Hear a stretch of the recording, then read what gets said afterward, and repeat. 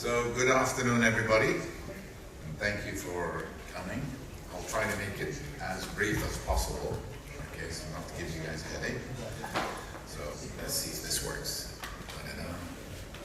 Ta-da. Yeah. Ta-da. Okay, so jumping straight into Africa, I'll be covering Africa and the Middle East, okay, or as I call it, AMI. So looking at Africa, let's jump into Africa. You'll see that the performance actually in 2023 has been excellent up to, including 24, up to April 24. If you look at the chart, if you look at the green solid mark on the top there, that's the CTK's cargo performance of the African carriers. You'll see it's about 19.5% above 2019 numbers. So cargo in Africa is performing beautifully. The dotted line is where the industry is at globally, okay? And if we look at the two black lines, the solid and the dotted, you'll see that there's a marginal performance increase or improvement as of April 2024 in comparison to the year 2019 with about 2.8%. Moving on, now talking about the Middle East carriers, same thing. If you look at the cargo, you'll see there's an improvement in the cargo as of April 2024 of about 6.4%. That's quite decent for the region. And if you look at the RPKs on the black lines, the solid line, you'll see that it's roughly 0.5% up from 2019 numbers. Moving on, we estimate that by the year 2043, the traffic passenger numbers will double to about 530 million, which is assuming a 3.9% growth year over year. This is for the Middle East. For Africa, the number is slightly different. So Africa would projected to reach 345 million in the year 2043, which is with a growth of about 3.7% year over year. Moving on. So the priorities for AMI, that includes Africa and the Middle East. Look at blocked funds, and this is usually my favorite topic. So right now, worldwide, there's $1.8 billion of blocked funds globally, okay, which is actually a reduction from last year. And for the AMI region, that's Africa and the Middle East, it's $1.1 billion, okay. Roughly 900 million is attributed to the blocked funds in Africa. The countries you can see is Algeria, Ethiopia, Lebanon, and so on, Eritrea, okay. The reason I tend to focus on blocked funds is that airlines are always cash strapped, and when your money is trapped in multiple countries and you can't get your monies out, then it actually sort of strangles the airline itself. And in Africa, it is a challenging environment for the aviation industry. And adding something like block funds to the mix is even more complicated when you consider logistics of getting, for example, supply chains and spare parts, cost of fuel, charges, and so on and so forth. So the last thing you want as an airline is to get your money trapped in a particular country. We've done relatively really well with Nigeria, and I think that sort of kicked off in May last year when there was the new government stepped in. We actively engaged with them. If you remember my last year's briefing and the year before that, Nigeria has been particularly difficult to the point where it actually hit about $850 million of airlines money blocked there. This government has been extremely active, very engaged with IATA and the industry, and so things started moving positively by, I think, November of last year, and today we have almost nothing blocked, and what is blocked is due to the process of verification with the central bank. So thankfully today we can actually close the Nigerian chapter, and I really would like to thank the government and all the stakeholders that worked with IATA to get this sorted out. Moving on, so harmonization of regulations, taxes and charges, passenger rights, and there are other regulations that I would like to talk about, but let's focus on these first. So, harmonization of regulations, there are challenges. So when we look at the AMI region, we're talking about 67 states, 54 in Africa, and the remaining are in the Middle East. We have seen a rush recently to most of the states to reconsider and recalculate, and most times increase taxes and charges for various reasons. And these challenges usually are the absence of economic regulations, lack of consultation, inconsistent interpretations of ICAO policies, and then the one actual big one is the CapEx overspend. This is the cost of running the infrastructure, whether it is ANSPs or airports and so on and so forth. Okay, we have taken a position almost, I think, quite an aggressive position early 2022 to try to jump the gun and engage with the stakeholders the minute we hear a rumor. Okay, that there's an intent, whether we are contacted or not, and this generally usually works quite well when we have the heads up. We sit down with the relative stakeholders and demonstrate, you know, why you guys need the economic regulations, why you should consult the industry and all the stakeholders in the industry. How the ICAO policies should be understood and implemented and so on, okay? And the examples that I can give successfully, incredible, let's say U-turns, are Saudi Arabia, Egypt, and South Africa. They worked closely, very closely with us, understood, you know, the goods and the bads, the negatives and the positives of their decisions. We gave them different examples, and then we coached them through the process, and it's been very, very successful. Moving on, harmonization of passenger regulations. Again, you know, there's for some other reason, particularly in the last 12 months, a sudden rush within the region, within the AMI region, to reconsider, rewrite, or increase passenger rights, specifically in the MENA. And the minute we know about it, we again engage immediately, and it has shown some very positive results.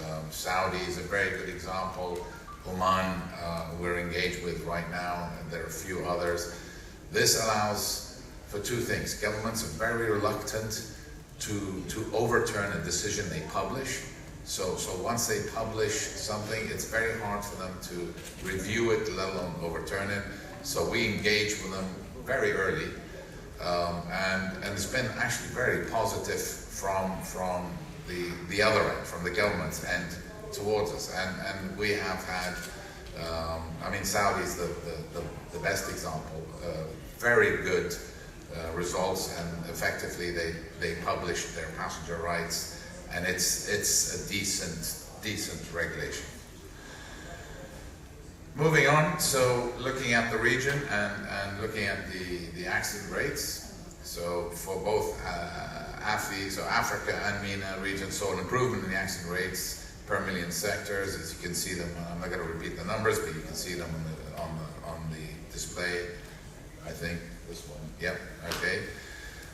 There's still more, you know, it's our IATA's priority to improve safety in aviation. We're always engaged with states and regulatory authorities and airlines, ground handling, airports, and so on and so forth to make sure that we try to drive these numbers and improve the safety levels. Jet hull losses, it's been a good year, and 2023 ended up for MENA and Africa with good results. Also an improvement, and also turboprop losses. Although both, so no change in MENA. AFI did reduce. There still are some losses. We'd like to work harder to make sure that we work with the applicable stakeholders and reduce even further. You know, until we get to zero and maintain to zero, IATA will be focused on improving safety levels within all the regions. Challenges to safety, and I have a huge amount of paperwork, and Catherine just gave me some more. Okay, so I will try to describe it without reading off the paperwork. To me, and I think to most of the safety gurus around the world, and how IATA looks at it centrally, you know, safety starts from regulations and the adoption of all the 19 ICAO standards, making sure they're unified, applied fully, and then the oversight is there. If we look today, you'll see out of the 54 countries in Africa, 42 are below the effective implementation of the ICAO standards. That actually demonstrates that the safety foundations in Africa need to be addressed. And if you guys remember last year, that was the launch, one of the predominant reasons for the launch of the Focus Africa initiative that IATA did, is to address this particular issue. In the Middle East, we have 5 of the states that are below the effective implementation, and that's predominantly because of the political conflicts that have resulted in ICAO not being able to conduct the audit itself. When we look at the opportunities that we have in the safety issues, we've identified 3 primary issues: improving runway safety, reducing call sign confusion, and airspace optimization and resilience. So if we go to the first one, there are a number of reasons why we have incidents on the runway. These are not new to IATA, and now the drive is to actually educate the other end, okay, so airport operators and so on, to make sure that all the requirements for runway safety are implemented, including training toolkits and so on. Reducing call sign confusion, that's a tougher one, because you have to actually engage a number of stakeholders at any one time to reduce a call sign, and it's actually quite prominent crossing over from the Middle East into Africa, and has caused some problems, but it's being addressed as we speak. There are several initiatives that we have handled that are being adopted slowly but surely.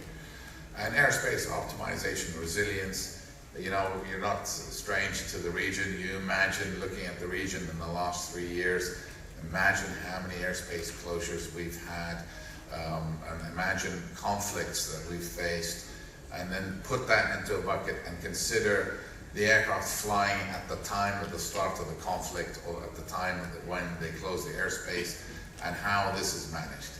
I have to admit, so I was on the other side of the fence until 3 years ago, and I ran the emergency response committee in my airline, and it was always a nightmare to get this information. I think a big thanks goes out to the OSS team of IATA and how they engage with, one, ICAO's regional offices, and number 2, with individual states, civil aviation, ANSPs, and so on and so forth, to make this happen. And most of the times, nobody even feels it.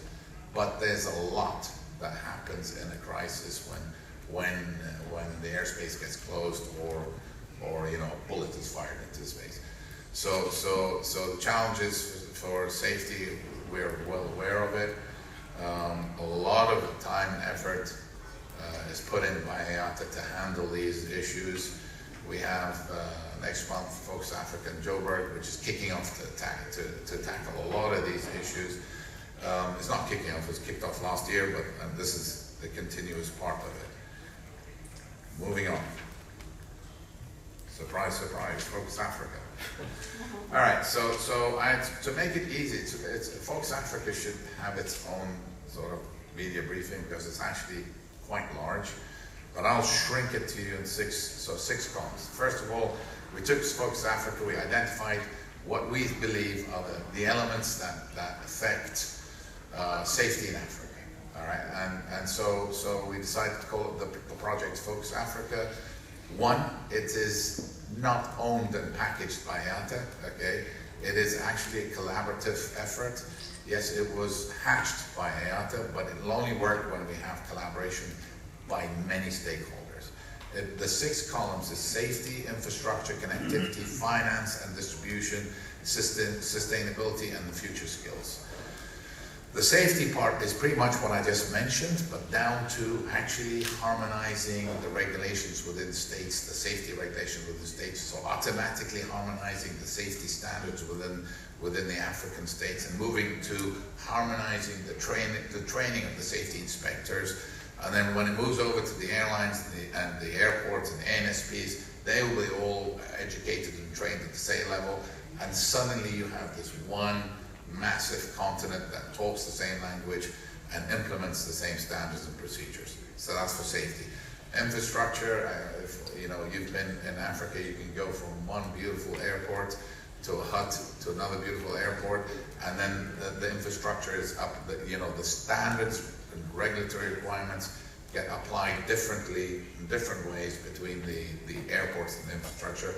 And infrastructure also is things like air navigation service providers and so on and so forth. Connectivity is what SATM is all about, but we have a different approach in applying SATM. SATM to us is not signing bilateral agreements and saying, okay, go ahead, because the visas haven't been sorted out, the security standards at the airports are not unified, and so on and so forth. So for us, the connectivity, promoting connectivity is actually a whole massive project on its own. We want to pave the foundations to then hand it over to AFCAC, who will then be able to sign the bilateral agreements between different states. Finance and distribution, which is the other thing that we noticed, it is far more expensive to create and operate an airline in Africa than anywhere else in the world. There's a number of reasons for that. If we start addressing one by one, then we can make the airlines more cost effective and then generate revenue to keep these airlines growing. Sustainability, obviously, this is a key element for IATA and the globe today. So we are focused on sustainability. I believe just after my brief, our amazing little lady, Maria Owens, will be giving a briefing on this, and I encourage everybody to watch because she knows what she's talking about. The last element of Focus Africa is the future skills, and you know, it's the largest growing population with the youngest population. The knowledge is out there. We have the ability. All we have to do is set it up to start training aviators in Africa. It's not a difficult task to do. It can be done, and this is part of our Focus Africa. One of the things that we've already kicked off is what we call CASIP, the Collaborative Aviation Safety Improvement Program. So that was after our launch of Focus Africa in June last year in Addis Ababa. So this is already up and running. You can see the stakeholders. As I said, it's collaborative. So you can see the stakeholders that are directly involved with us in implementing this. As I said, it's not just IATA. We don't want to be the sole. We want everybody involved. Everybody has something to give. If we run it as a collaborative project, it'll work. So CASIP started. There's been several meetings. The intent of CASIP is, first of all, to reduce the accidents, because you don't want to have this continuously working while you work on something else. Improve safety, and there are many initiatives inside it. And then also start developing the safety training standards and requirements, and identify which key stakeholders need it, and then plus the workshops, okay? And everything will be data driven. So safety should be data driven. And when you consider the size of data that IATA has, I mean, it is literally the largest aviation safety data bank in the world. And so IATA is using all this data to drive safety initiatives and improve safety. So I don't want to spend too much time and give you guys the chance to ask questions. I just go through CASIP just a little bit. The 3 work streams. So we have operational safety, This is already up and running and chaired by Boeing. We have the training capacity already up and running and chaired by the FAA with all the other stakeholders inside, and tough agenda to follow. And we should be seeing the improvements coming up soon. And then we have the SRM, which is chaired by us. It's managed, and this is where we identify what issues that need to be handled with urgency. We put a priority to it, and then we implement the changes. I ran through this really quickly. So, Catherine, you have the brief will be out to everybody, right? Yeah, the presentation will be distributed to you via email, and as well as a press release on blocked funds with all the updated numbers. But now I'd like to open the floor to questions. Gentle questions. Alan will start with that. Alan, Drawn, Radium Aerospace. Two quick things, Kamil. Are there any particular reasons for the large jump in cargo performance in Africa? So it's up 20%, which is quite substantial. The other one was, have you had any success in sorting out this problem with rival air traffic controllers over Somali airspace? Yeah, okay, so they're completely different questions, yeah? Cargo, one, I think the airlines, specifically in Africa,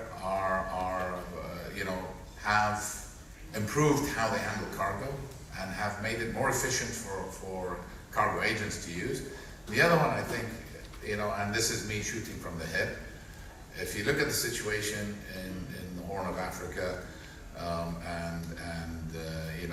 the odd missile hitting cargo ships and so on, so I think there has been a drive to use more air cargo than ship cargo for the time being. I think we would probably see, as things calm down, probably a reduction from that massive jump, okay? But what it is, it's going to be very difficult to predict. Okay, as for the Somali, yes, we have a procedure in place, so most airlines can now differentiate between Somalia and Somaliland when it comes to the hijack of the ANSP's frequencies and so on.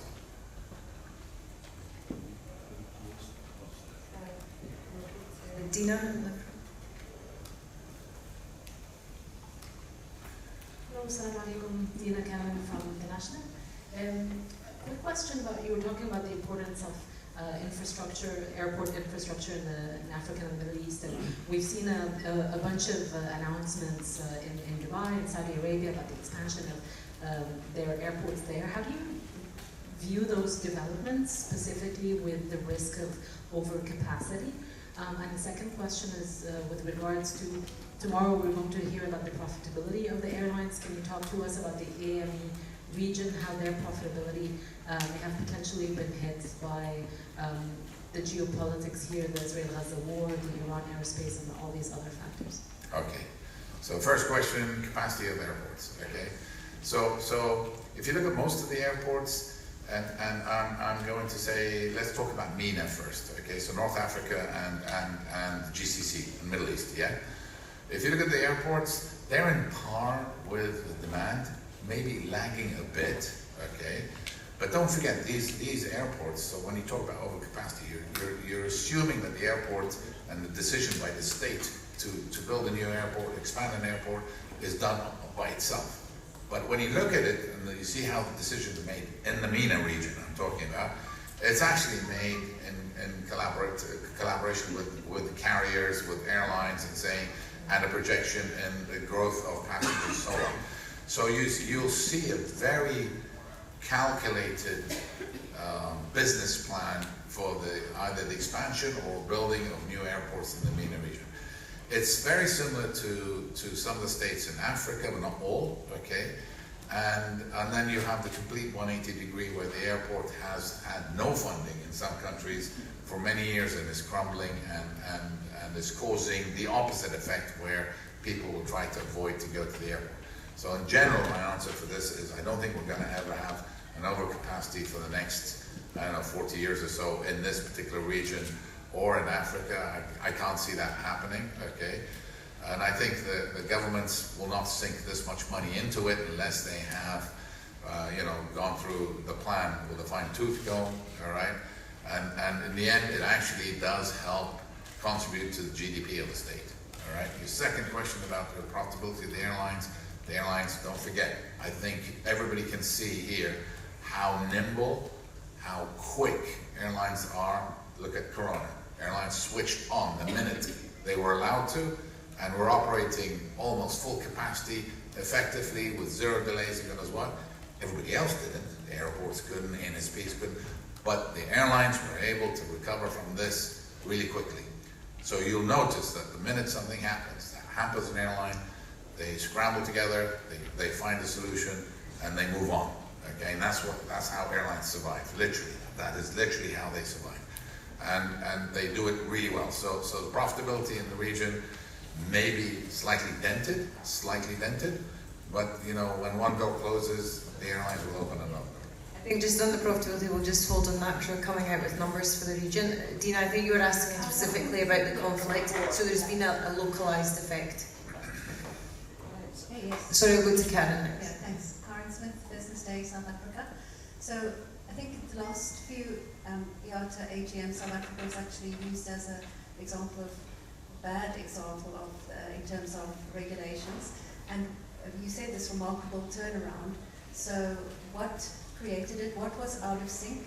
And did the initiative for harmonizing come from the IATA side or the South African side? I don't think I've ever, you know, I do have my issues with South Africa, but actually, so let me split the regulations in two, right? So passenger rights and taxes and so on, and then, you know, the actual business end of the regulations, which is the 19 annexes of ICAO. One, the best state in all of the continent when it comes to the effective implementation of the ICAO annexes is actually South Africa, okay? So I think South Africa applies the safety regulations really well. When it comes to taxes and charges and so on and so forth and passenger rights, they were actually difficult during the invasion, during Corona and a bit afterwards, okay? But as things started opening up, actually it was one of the more accommodating states and worked quite well. And to me, the state that doesn't want to have a dialogue is the state that's difficult. If you can have a dialogue and you're having a sensible dialogue, then you know there's room for improvement. They'll see it, and we move forwards.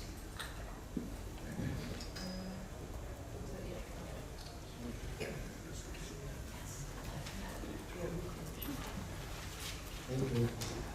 Mr. Ashraf Al-Habibi, Ahlan newspaper Egypt. Mr. Kamil, you mentioned that the implementation of ICAO standards need to be improved, and 42 and the 5 countries in the Middle East need to improve these standards. How can IATA help these airlines to improve these ICAO standards? Okay. So you know, so IATA is the airline end, okay, and we're talking about the ICAO end. Okay, so one, IATA and ICAO are very well merged, and we try to work together. That's one. We may not agree with the speed that ICAO works at, or the priority that ICAO works at, but we have a lot of collaboration with them and with the civil aviation states. Okay, you know, common sense would dictate that you would have to have good governance of safety regulations within each state. And that means that you would have to have good regulations in that state, okay? And we are very willing and have, and in fact, right now engaged, and I have to keep it out, with countries to do that, okay? But I mean, you know, IATA is a phone call away. So we have a lot of documentation. We produce our own standards, which is ISAGO and IOSA, which then goes above the standard of ICAO. But you know, in general, we are very willing to assist any state or any airline to push the state to improve their standards. We'll go to the front here and then we'll have one more question, then we'll run out of time, but then we'll move outside for any other questions from... Andreas Speed, aviation journalist. 2 questions. First of all, can you give us an update on the Saturn state of things, this single aviation market in Africa, which from my perception is more or less stalled. The existing number of countries who've signed it, and it's not really very practically useful for passengers yet.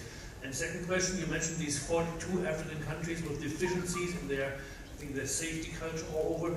Is there an underlying reason? Is it lack of funds, or is it lack of oversight, or why is that? Okay, so first question was SATAM, right? Yeah. So as of last week, I think or the week before, I checked, and there are 38 signatory states to SATAM. Okay, as I said, IATA is all for SATAM and opening up and liberalization of airspace and blah blah blah. Okay, but we may not agree with the appointed agency that's handling it on how they're handling it. Okay. We believe that it should be from a bottom-up approach, and currently it's from the top-down approach, without actually leveling the fields. So if you have 38 signatory states to BASIS and agreements to do this, and nothing's happened, which is the point that you're trying to make, okay, then clearly I think that the approach IATA is taking is far more beneficial. And I think that once we harmonize the standards and processes and procedures, and then address airports and visa requirements and security requirements and so on, you'll see this naturally occur without the need to have a fifth freedom agreement when third and fourth freedom agreements are not honored. Okay. The other question was why are the states why 42 states in Africa below the standard, the required effective implementation? There are a number of reasons depending on different states. It could be lack of funding, inability to get the required funding, lack of qualified people, down to simple things like the wrong person in charge of civil aviation, or down to even states that have not been audited by ICAO for a number of reasons, whether they're not permitted to be audited by ICAO or whatever other reason. There are tons of reasons. So, I mean, we'll waste the whole day just discussing that. I think we've got time for one more question. We'll go with the guy at the front.